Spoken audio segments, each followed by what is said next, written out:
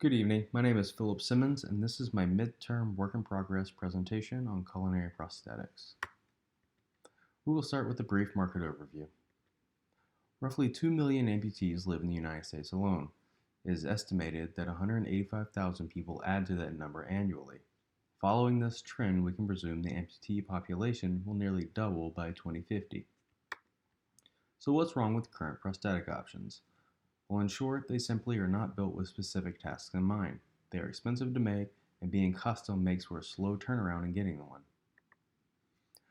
Let's take a quick look at off-the-shelf options. Hooks come in a variety of shapes built around a few functions. The primary means of operation is the same across all hooks, though. A simple body-activated cable will open the hook, while a rubber band will close it. Force hooks are a nifty evolution where a locking mechanism has been placed to keep the hook close tightly on objects. This gives the users much more confidence in their gripping power. Bionic has constructed a hand that has many different grip patterns and positions. This gives the user back a large portion of functionality they would otherwise not have, but it comes at a very high price. For heavy-duty gripping, this electric griefer hand has been designed to function quickly and precisely while maintaining a strong grip. Let's narrow this topic to a small slice of target users. Here I identified 3 unique user stories. The common thread between them is age, income, level of amputation, and desire of use for the prosthetic. Each user I outlined has a passion one way or another to cook and feed themselves or loved ones. So let's look at materials currently in use and identify some that could be better options. Modern prosthetics are filled with foams, plastic, low-temp metals, and so on. None of these materials are suited for the hazards a kitchen can offer. Ideally, similar materials that are being used in modern appliances would be used in the prosthetic, so steel, silicon, and glass to name a few. With all this information, now is a good time to define some design goals. I have established my project's mission statement as enabling the physically maimed to be self-sufficient, safe, and independent in culinary endeavors. Visually speaking, I believe kitchen appliances have found a nice balance between aesthetics and function. KitchenAid has been a primary reference in my visual language. Some key words to describe the visual language are precision, reliable, purpose, versatile, and so on. I have also identified the exact level of amputation and prosthetic needs as a transradial amputee. This basically means they've lost their appendage below the elbow and are in need of a forearm to full hand prosthetic.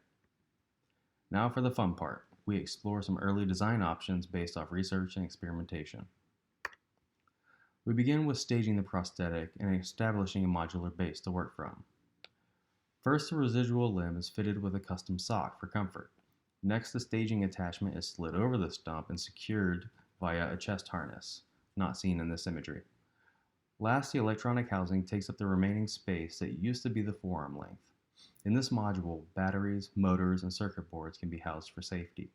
An inductive charging pad is how the electronic housing can be recharged between uses. A little LED readout there can tell you when it's charged or when it's dying. Swappable attachments are what make this prosthetic powerful. There is no need to purchase large heavy appliances when smaller robust attachments can be outfitted directly to your prosthetic. Beginning with a classic mixer, it is designed to attach and detach easily.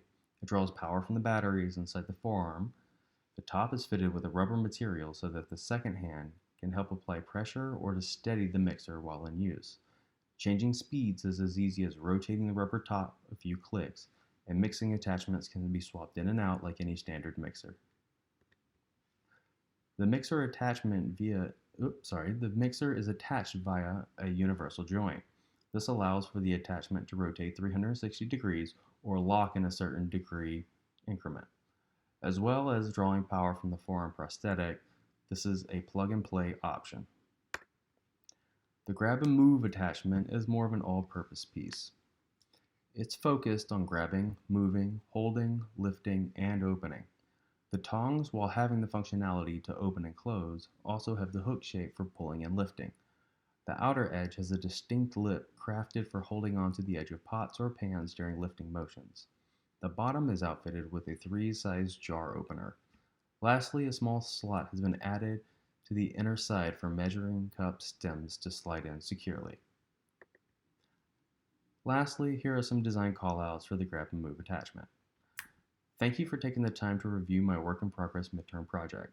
I look forward to your feedback and digging further into my project in the coming modules. Thank you.